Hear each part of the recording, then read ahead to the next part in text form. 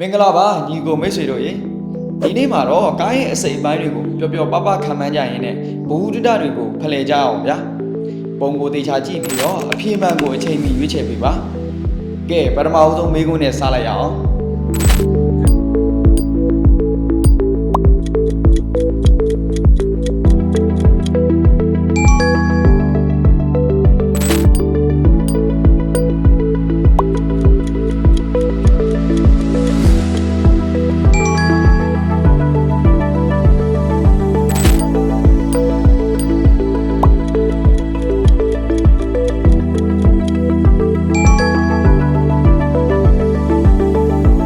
ဘေကုန်းလေးတွေကပြီးဆုံးသွားပြီဆိုတော့လူချင်းမင်းတို့ဖြေခဲ့တဲ့အဖြေလေးတွေကိုcommentမှာပြောပြပေးသွားခဲ့ပါအောင်ခင်ဗျာ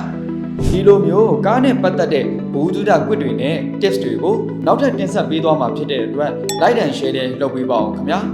နောက်ထပ်ဗီဒီယိုတွေမှာပြန်တွေ့ကြပါမယ်